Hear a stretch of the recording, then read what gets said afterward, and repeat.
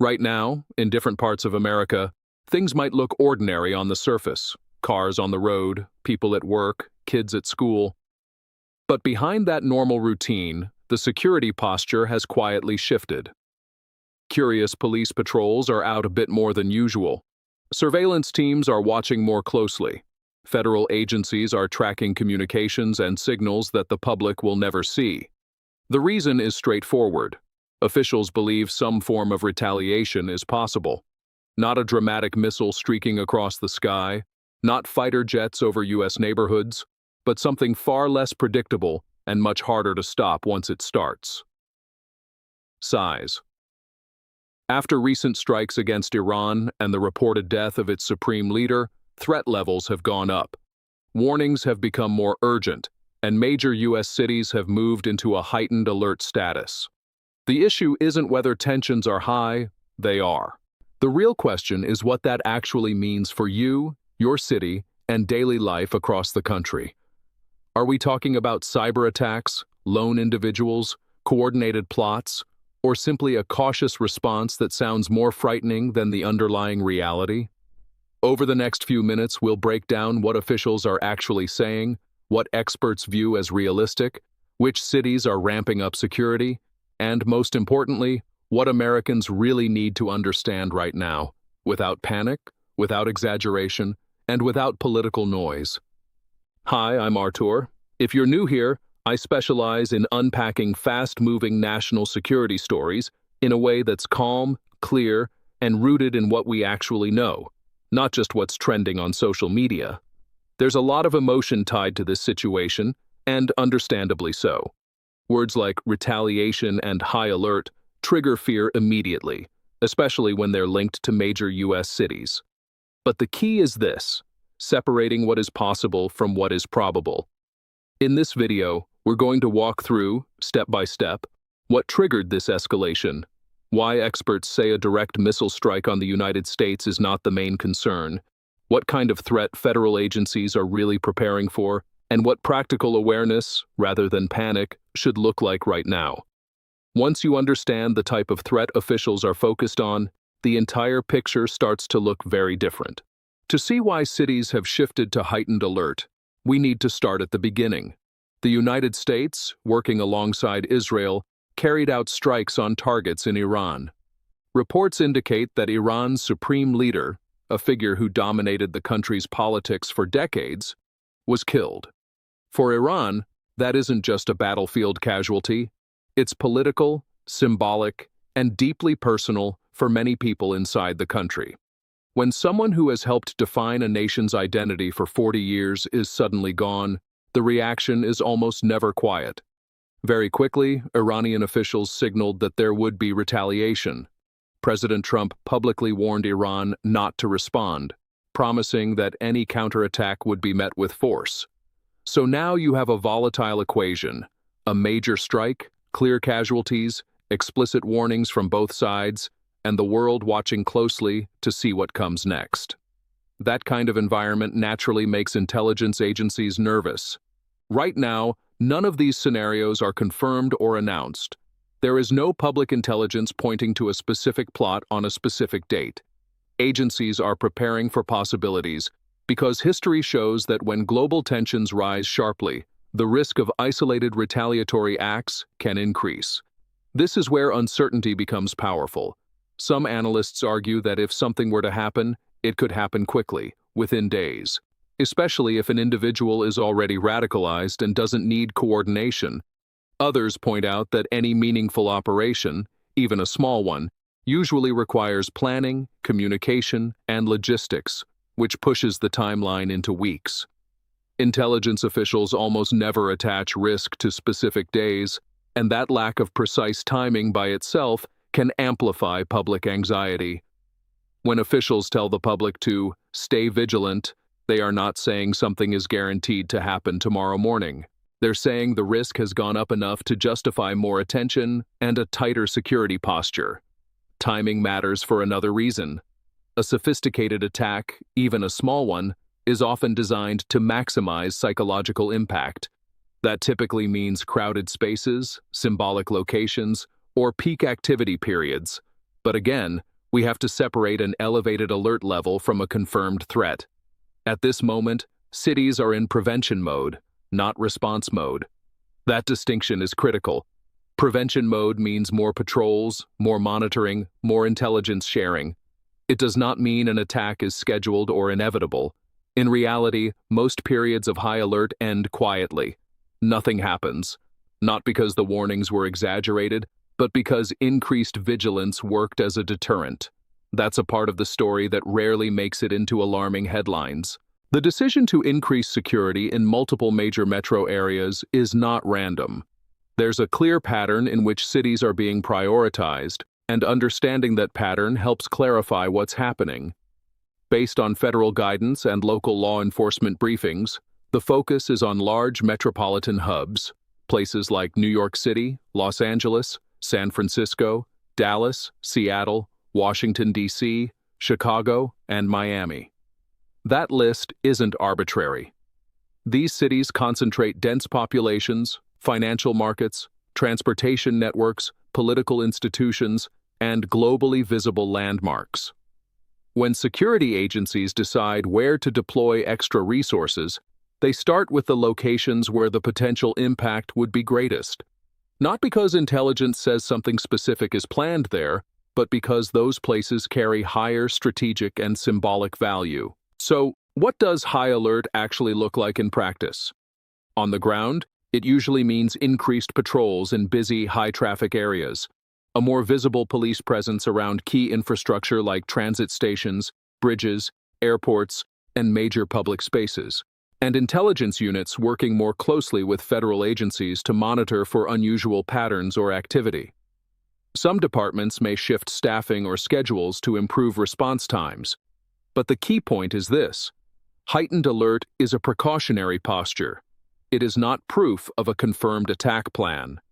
Law enforcement regularly scales up visible presence during geopolitical flashpoints, both to discourage potential attackers and to reassure the public. When people hear that their city is on high alert, their imaginations often race ahead of the facts. High alert is about readiness and closing gaps before they are tested. Historically, increased visibility alone has disrupted potential incidents by denying would-be attackers the surprise and vulnerability they depend on. So, while the language can sound intense, the underlying mechanics are deliberate and controlled. If you found this explanation useful so far, this is a good moment to make sure you're subscribed so you can follow updates as the situation evolves. My goal is to keep you informed with clarity, not noise, as new information comes in. But there's another dimension to this story that may be even more relevant to everyday Americans, and it has nothing to do with extra patrol cars. It has to do with something almost everyone uses constantly: digital infrastructure. Cybersecurity experts have been quietly stressing that if retaliation were to take place, the digital domain could be one of the primary arenas. That's not a wild guess. In recent years, we've seen that even temporary disruptions to major platforms, cloud services going down, trading systems lagging, email networks freezing, widespread software glitches, can affect millions of people within minutes. Daily life is heavily dependent on interconnected digital systems. Banks operate on networks. Airlines manage flights through digital scheduling platforms. Hospitals rely on electronic records. Schools and universities use online learning and communication tools. Even short interruptions can ripple outward quickly. That's exactly what makes cyber operations attractive in asymmetric conflicts. They can cause confusion and economic disruption without a single shot being fired. They can delay, frustrate, and destabilize without crossing the line into a full-scale military clash. It's important to emphasize that there is currently no confirmed cyber attack disrupting major U.S. infrastructure directly tied to this situation. But cybersecurity analysts regularly warn that digital networks remain a realistic pressure point during times of international tension. One interesting point they often make is about timing. If someone wanted the greatest possible impact, they wouldn't choose a slow weekend when offices are closed and trading floors are quiet. They'd aim for a weekday when financial markets are open, schools are in session, business networks are fully active, and travel is at its peak, because that's when a disruption's ripple effects multiply. That does not mean anything is scheduled for a specific date or time. It means that if cyber disruption were used as a tool, it would likely be aimed at peak dependency windows. Understanding that helps set expectations realistically. A cyber disruption, while frustrating and potentially expensive, is not the same as a mass casualty attack. It is primarily disruptive, not necessarily deadly. In many cases, it's aimed more at psychological and economic effects than at physical harm. We've seen previews of this dynamic before. Cloud services fail and millions lose access to email. Trading platforms lag and investors panic. Faulty software updates slow airports to a crawl. None of those events were acts of war, but they showed just how intertwined and fragile everyday systems can be. That interconnectedness is both our strength and our vulnerability. So when cybersecurity officials talk about preparing for disruption, they're not predicting the collapse of society. They're acknowledging that a digital shockwave can move across the country in seconds. The upside is that both government agencies and private sector infrastructure teams are very aware of this and have poured significant resources into cyber defense over the last decade. Redundancies, backups, and rapid response plans exist. But no system is perfect, which is why public awareness still matters. At the same time, developments overseas are adding pressure of a different kind. In parts of the Middle East, protests have broken out near U.S. embassies. Demonstrators angry about the recent strikes have gathered and, in some cases, tried to damage property. The visuals, crowds shouting, windows struck, security barriers reinforced, are intense. But it's important to distinguish between symbolic unrest abroad and imminent threat at home. Protests outside embassies, while serious, are not the same thing as coordinated domestic operations inside the United States. They signal heightened emotions and geopolitical strain. They do not automatically signal an organized attack on U.S. soil. From an intelligence perspective, though, moments like this are when agencies widen their scope. They watch communications more closely. They analyze chatter. They look for patterns that might indicate inspiration or coordination. That leads us back to the core challenge. Asymmetric threats do not always move in straight, predictable lines. They can be influenced by events overseas, supercharged by heated rhetoric, or accelerated by misinformation online. And in today's environment, misinformation itself can function almost like a weapon, spreading fear, warping facts, and convincing people that catastrophe is underway, even when no verified evidence supports that. That's why measured, fact-based analysis is so critical right now. The gap between possibility and probability is where most public anxiety lives. Understanding that gap is what allows you to stay informed without being overwhelmed. The seriousness of this moment is heightened further by confirmed reports that 3 U.S. service members have been killed as part of this escalating conflict. Whenever American personnel are lost, the strategic calculus shifts. It's no longer just about warnings and statements. It becomes about response, deterrence, and demonstrating resolve. Historically, when U.S. forces suffer casualties tied to geopolitical adversaries, some form of counteraction follows. That doesn't always mean large-scale escalation, but it does increase pressure on leaders to act. And in tense international standoffs, that pressure can create a cycle: action, response, counter-response, each side signaling strength, each side trying not to appear weak. That cycle is delicate, and in delicate cycles, miscalculations are one of the greatest risks. This is where deterrence theory comes in. The idea that by clearly projecting overwhelming capability, you discourage further aggression. President Trump has made public statements that additional threats against the United States will not be tolerated and that any further aggression will be met decisively. Strategically, that message is meant to prevent escalation, not provoke it. The aim of strong language in moments like this is often to draw a boundary so clear that the other side hesitates before crossing it. But deterrence only works if both sides believe that escalation would bring unacceptable consequences. And in geopolitics, belief can be influenced as much by emotion and domestic politics as by rational calculation. While that larger strategic chess match plays out at the federal level, local law enforcement is dealing with a very different, very practical set of challenges. Police departments in major cities can add patrols, work more closely with federal task forces, and increase surveillance of public spaces. But preventing every conceivable lone actor scenario is extraordinarily difficult. By design, lone wolf incidents often involve minimal communication beforehand. There may be no large network to infiltrate, no obvious financial trail, no formal command structure to intercept. That's why public awareness campaigns use phrases like, "If you see something, say something." It's not a slogan rooted in paranoia.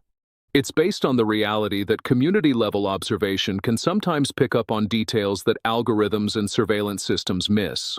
At the same time, law enforcement must balance vigilance with civil liberties. Acting on vague suspicion without solid cause carries its own risks, especially in a country that places a high value on constitutional protections. Overreaction can create distrust and tension. Underreaction can leave vulnerabilities exposed. Finding that balance is one of the hardest parts of domestic security work. It's also why a raised alert level doesn't always translate into obvious, visible crisis. Much of the response happens out of sight: intelligence sharing, background monitoring, cross-agency coordination, activities the public rarely hears about. The reality is that even in high alert periods, most days pass without incident. Preparedness is about narrowing windows of opportunity, not predicting the exact future. Understanding both the limits and the strengths of law enforcement helps keep expectations grounded in reality instead of extremes. Which brings us back to the question sitting underneath everything. What should Americans actually do at a time like this? Not in theory, not on a geopolitical chessboard, but in everyday life. What does this mean for you and your family? The honest answer is, aim for awareness, not anxiety. An elevated alert level does not equal immediate danger. It means agencies are watching more closely and coordinating more intensely. You may not be able to influence global tensions, but you can decide how you respond to them. Stay informed through reliable, credible sources. Be careful not to amplify unverified claims that spread faster than corrections. If you live in or near a major city, simply be mindful of your surroundings in the same way you would during any large event.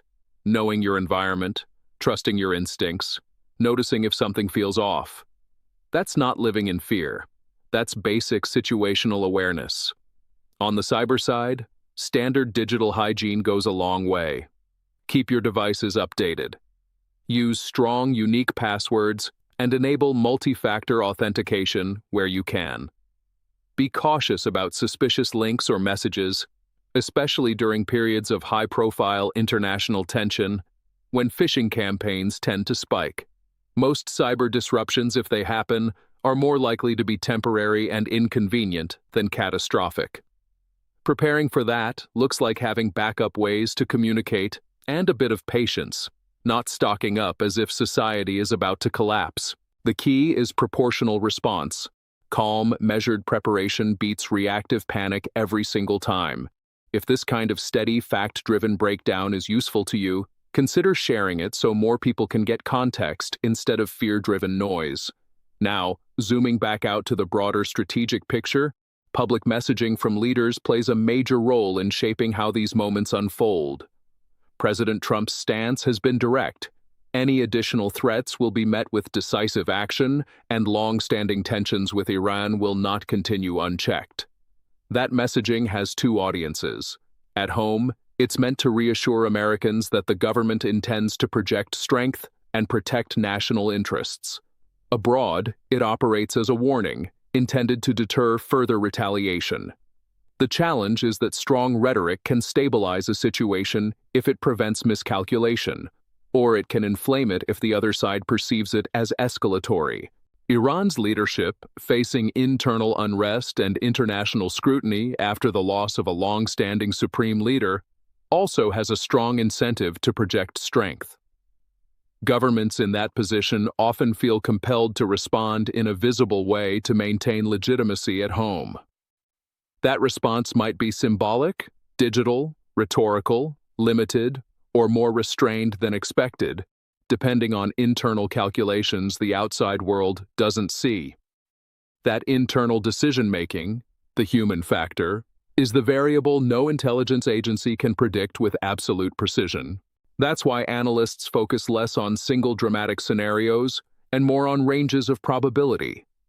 What actions would allow Iran to signal a response without triggering overwhelming counterforce? What moves could send a message without crossing into full-scale war? Those are the strategic questions being weighed right now. While that high-level calculus plays out, for most Americans, the immediate reality hasn't changed. Daily life continues. Cities are functioning. Infrastructure is intact. Security agencies remain in prevention mode, not crisis mode. There is, however, one element that's always present in moments like this and is hardest to measure: independent actors. Individuals who may not be formally directed by any government, but who feel emotionally or ideologically compelled to act. History shows that geopolitical flashpoints can inspire people far away from the original conflict. Sometimes they overestimate their influence. Sometimes they act recklessly. Sometimes they are identified and stopped long before any plan becomes reality.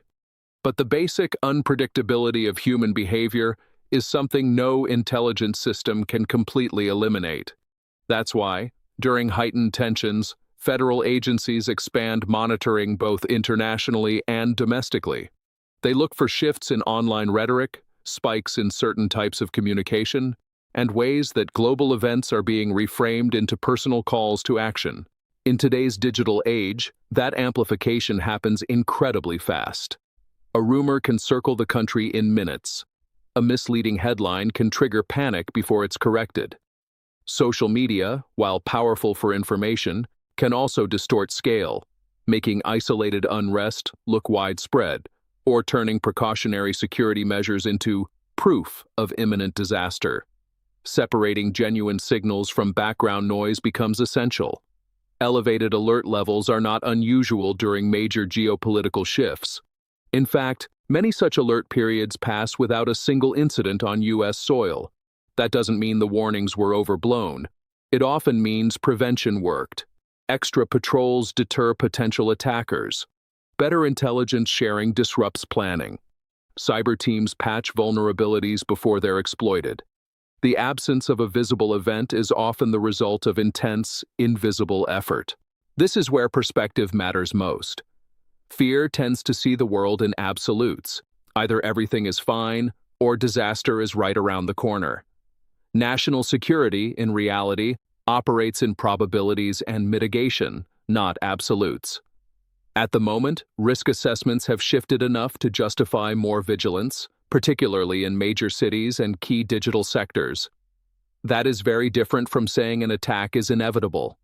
If you look at past episodes of tension, with Iran, North Korea, Russia, and others, you'll see a familiar pattern: strong rhetoric, heightened alerts, strategic positioning, and then, often, gradual stabilization, as deterrent messages are exchanged and boundaries become clear. That pattern doesn't guarantee calm, but it is a reminder that escalation is not automatic. There are off-ramps in international conflicts. There are back-channel communications the public never hears about. And there are incentives on all sides to avoid consequences they cannot control. Understanding that broader context helps shrink fear back to scale. Yes, uncertainty exists, but so do safeguards. Risks are present, but so are layered defenses. Headlines amplify urgency, but probability still matters. So where does that leave us right now? It leaves us in a period of heightened vigilance, not hysteria. Officials are watching closely. Major cities have increased patrol visibility. Cybersecurity teams are strengthening digital defenses. Intelligence agencies are focused on asymmetric, small-scale threats, not conventional warfare. And experts remain clear on one central point: a direct missile strike from Iran on the U.S. mainland is not the realistic concern. The focus is on smaller, harder to detect possibilities, lone actors, isolated incidents, or short-term cyber disruptions meant to create confusion rather than mass destruction. It's also important to remember that the United States has faced elevated threat environments before. After major geopolitical flashpoints, security postures tighten, systems get stress-tested, agencies coordinate more intensely, and in most cases, life continues with little to no disruption because preparedness itself works as a deterrent. Seeing more police cars in New York or Los Angeles doesn't mean something is scheduled to happen there. It means those cities are considered high-value hubs and precautions are being aligned with that value. That's strategy, not panic. At the same time, confirmed casualties among U.S. service members ensure that this moment is being taken seriously at the highest levels. Strategic messaging from leadership is aimed at discouraging further escalation. Whether it succeeds in calming the situation or fuels more rhetoric depends on decisions unfolding far from public view. That uncertainty, the human component of international power struggles, will always be the part no analyst can predict perfectly. For everyday Americans, the practical takeaway is steady, grounded awareness. Stay informed, rely on credible updates, use basic digital caution. If you see something genuinely suspicious, report it through appropriate channels. But don't let speculative worst-case scenarios overshadow probability and perspective. A heightened alert level is a protective stance, not a countdown clock. As of now, cities are operating, infrastructure is functioning, and there has been no confirmed domestic attack tied to this escalation. Agencies are in prevention mode, and while tensions are real, so are the safeguards built over decades to handle moments exactly like this. I'll keep monitoring developments and breaking them down as clearly as possible as new information emerges. In times like this, clarity matters more than volume. Stay safe, stay aware, and we'll navigate whatever comes next with facts, not fear.